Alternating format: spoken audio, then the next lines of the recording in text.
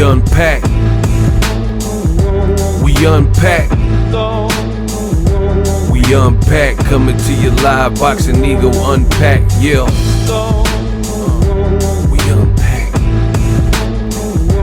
We unpack. We unpack. Coming to you live. Bob Arum says a fighter he co-promotes, Ryota Murata, and Canelo's team, Golden Boy, have started talks to possibly stage the Canelo Murata in Japan on a Sunday. What up, Fight World? It's your boy Ego, and I'm back with some more boxing. Make sure you smash the like button. Also, subscribe to the channel for the latest and greatest in boxing. If you want to become part of the gang notification gang, please hit the bell icon. Shout out to the Super Chats channel donations, the Venmo donations, the Cash App, and the Patreon family. We working. Sign up for ESPN Plus below using my link. It definitely helps the channel, and I appreciate you guys that have signed up using that link. It's an ongoing thing, and the link can be found in the description box of all my videos. So, Bob Arum did recent interviews. He says him and Mr. Honda are going to meet. I guess Mr. Honda, he's a Japanese promoter, and I think he has fighters in combat sports outside of boxing as well, like kickboxers too. But anyway, he's a rich businessman, promoter out in Japan, and Top Rank is the co-promotional deal with Ryota Murata. Henceforth, the reason Ryota Murata versus Rob Brandt, you know, the first one, the upset, took place on a Top Rank card main event in Las Vegas. So they do business together and have a working relationship and basically a pact with Murata, you know, as a co-promotional deal. So they're meeting with Golden Boy, Canelo's side, to discuss Canelo going over to Japan to fight Ryota Murata. Ryota Murata, he's not a big name in America. He hasn't been involved in the biggest fights. His biggest fights would be Rob Brandt 1 and 2. The second fight he did avenge, and just like the Hassan Ndam, he lost both of those fights, but he avenged them, and he won by knockout in the rematch. The Rob Brandt fight was a rematch in Japan. Rob Brandt was in the World Boxing Super Series. He didn't make it to the finals, like he ended up getting beat. And now Canelo's trying to fight him in Japan. And one of the parameters that they're discussing is Canelo fighting him on a Sunday in Japan, so Japanese time, just to make it more advantageous for the U.S. market to capture that fight with Canelo, and I guess appease DAZN and maybe the U.S. fans. And because DAZN is trying to break through the U.S. market, that's obvious. That's the market they're trying to hit. It's gonna be interesting to see if this is decided, if Canelo goes with Ryota Murata. I'm gonna give my thoughts to a potential Canelo versus Murata. The other interesting thing is Ryota Murata, he already has, to my knowledge, an existing television distribution agreement with a company out in Japan. So I don't know. I know they have DAZN established in Japan. So I don't know how they would split the duty, split the bill, or whatever. If the company that he's already been working with, the cable company or whatnot in Japan, would, you know, broadcast the fight, or would it be available on the app DAZN in Japan? Because obviously it would be available in DAZN USA, but I'm talking about in Japan. So these are the types of reasons you have to negotiate. You know, get fighters purses, get the date sewed up. They're talking about maybe the Tokyo Dome or something similar. And, you know, that's all we know. Bob Arum did confirm that he's meeting up with them. And there's been a lot of sources that have stated this as well. I want to give my thoughts. DAZN is in trouble, yo. DAZN USA, they're looking to break into the American market. And I really feel bad, but then I don't, you know, and I'm going to explain why. I feel bad for Canelo because he's a guy who's coming from pay-per-view, and they are totally like hurting Canelo's star power and brand.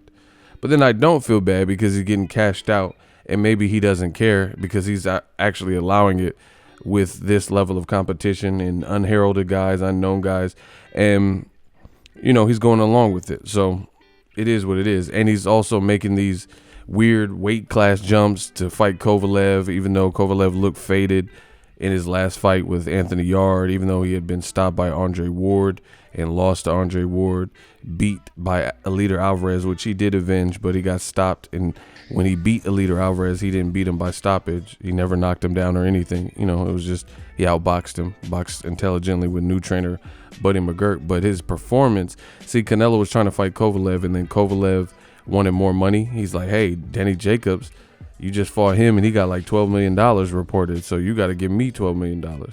And Golden Boy was penny pinching or whatever. They didn't want to budge, so, you know, Canelo ended up fighting Anthony Yarde. But I think this was a huge mistake for Team Canelo and also DAZN letting Kovalev get away, because in doing that, Anthony Yarde, that was a step up. No one really knew what he was capable of because his resume was very light. You know, he didn't have any names like even a Kovalev or anybody. So Yarde, probably even in defeat, he showed us what he can do, and he nearly got Kovalev out of there. So Canelo could have just been fighting Kovalev off of the Eleider Alvarez avenge loss. The avenge victory, where he got his belts back, but he waited, didn't give Kovalev and main events and, you know, Kovalev's side what they wanted. And then he ended up fighting Yarde. And I'm not going to say exposed, but, you know, that's what people are going to say. He looked vulnerable, bottom line. And then now, you know, it's just been a mess for Canelo ever since. I told you Kovalev was an advanced cherry pick. You look at the situation now. I mean, he let Derevyanchenko get away. He was supposed to, you know, after Kovalev negotiations went south, he switched from the Mexican dates. Canelo, for so long, when Floyd was the active fighter, he's saying, hey guys, I'm of Mexican heritage. I'm from Mexico. I need the Mexican dates. You know, they mean something to me.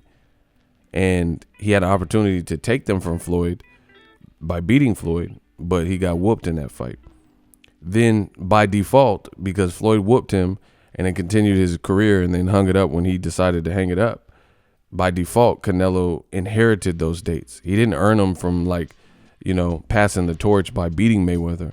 He just inherited because he was the most popular guy, and he was Hispanic, he's Mexican from Mexico, and Floyd had retired. So the dates became open, and they were no longer occupied by a superstar. But the whole time Floyd was fighting, you know, it was a known thing that Floyd was fighting in those 2 months, May and September, or at least Money May stage of his career, since De La Hoya about that, right? So, you know, ever since then, it's just been going south for Golovkin. Ever since he signed up with DAZN, as far as I'm concerned, his star power, like I've been saying, is dwindling. He's no longer the face of boxing to me. You got rising stars and emerging people. In my opinion, Deontay Wilder is that guy. People are just checking for him. People are knowing him. He's involved in a big fight with Tyson Fury, etc., etc. And, you know, Canelo's trying to do these weird fight at 175. No one asked him to. Said he wanted to unify the division. Became the franchise champion instead of fighting Charlo. That was a bad look. You know, Kovalev complained of a low ball, and he got away and then looked vulnerable versus Yarde.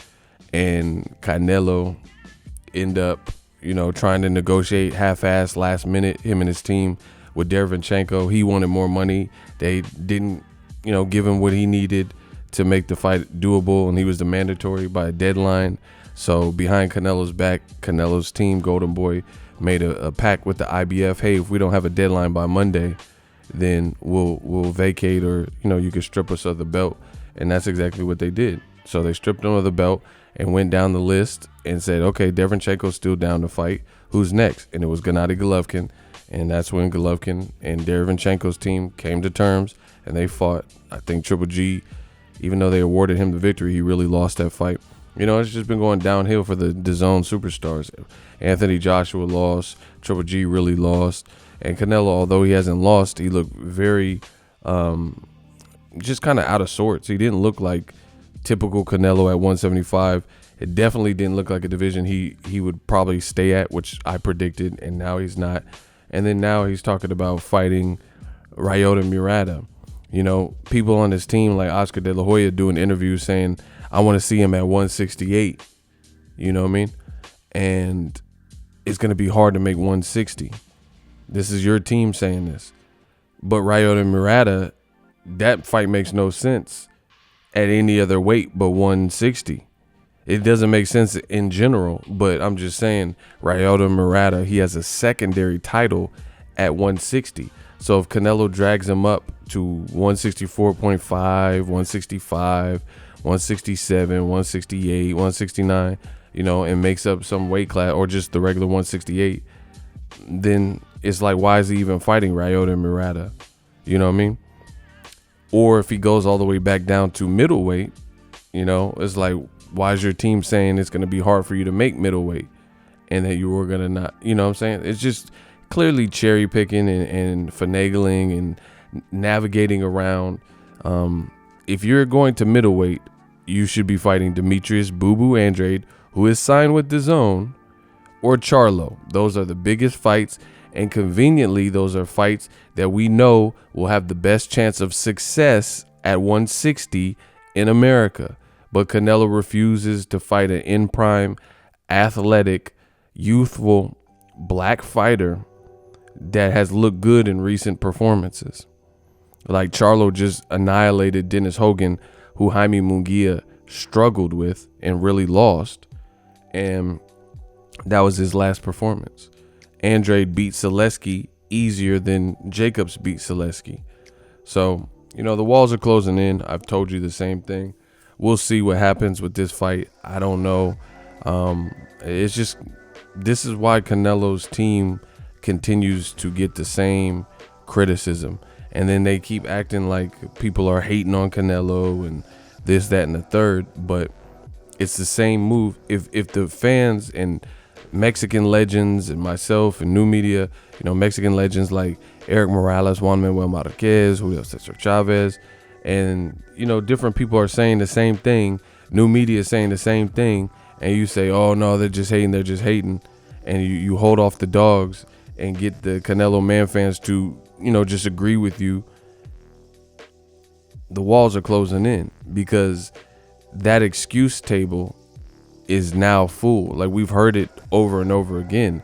And Canelo's team continues to do the same things that they have been criticized for.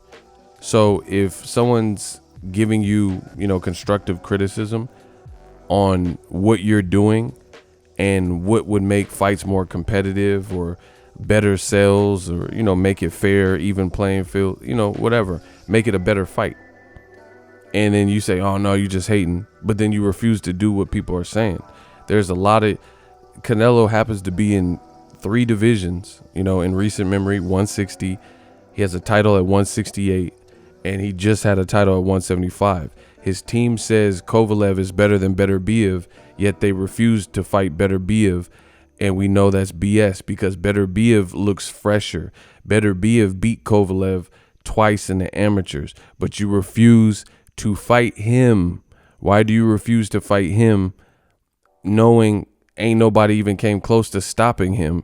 He got knocked down versus Caleb Johnson or somebody, and then he ended up knocking him out. He has a 100% knockout ratio. You're capping. We know that's cap. And that's why Canelo vacated the belts, new media, as I told you. So, Canelo's just going to continue finagling around, and that's why people are losing interest in his next move, and his star power is dwindling. Like I've said, you got fighters like Deontay Wilder taking real life risks. Deontay Wilder had all this deal done with Tyson Fury, and he didn't have to fight a guy he already knocked out, which was dangerous because you're giving a Cuban 400, 500 amateur fight experience southpaw with punching power, lethal power, and good footwork, who's technically better than you. You're giving him a second crack and attempt to beat you. Most people wouldn't, do that knowing they have a pay-per-view with Tyson Fury for a rematch that's going to be worth more money. It doesn't, they would elect to take more of a tune-up, safer option. Like Danny Garcia even. He just fought Ivan Redcash. Ivan Redcash at 47 is no Luis Ortiz at heavyweight. You get what I'm saying? And I don't even knock a fighter if there was a succession plan in place. We know Danny Garcia was in line and ranked, and he's a champion. He's in the PBC, machine. So he's probably going to get a big fight with Pacquiao, Mikey Garcia, Errol Spence, Sean Porter rematch, Danny Garcia, might fight Keith Thurman, whoever. So he fought Ivan Redcash. Wilder took all the risk fighting a lethal Luis Ortiz that he didn't really have to go through again. But he did it, and that risk paid off because he proved he was the better fighter and he could beat him again, and he did it quicker, and he did it really with one punch. Boom. So now he took a gamble, but it paid off for him. Now, as far as Teofimo Lopez is the same thing. Teofimo Lopez, they said he's going to fight Lomachenko, taking a huge risk at a young age, fighting a guy who has way more experience as an amateur than you.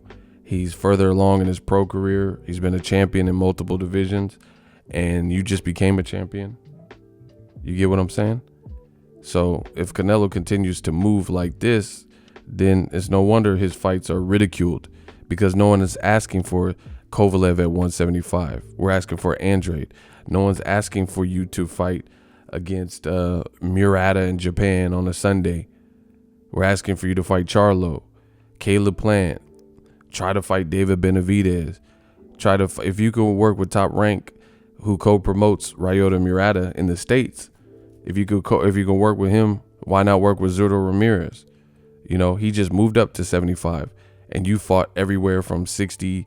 You fought at 54, 55, 60, 68, and 175. Why not fight Zurdo Ramirez? People want to fight on the Mexican dates, but you don't want a Mexican attraction on the Mexican dates? What part of the game is that? Julio Cesar Chavez, he fought Hispanic fighters, Latino fighters. He fought Oscar De La Hoya. Marco Antonio Barrera and Eric Morales, they fought. So it's like Canelo's behavior, that diva-like behavior, this is why he gets the same criticism over and over until it changes. We unpack. So if you enjoyed this video and want more content like this on the channel, you can show your appreciation by going to the PayPal donate button or the YouTube support button, and you can donate any amount that you feel is equivalent to the value of this video. Much more to come. Thank you guys for your support. Boxing Ego, the future of boxing.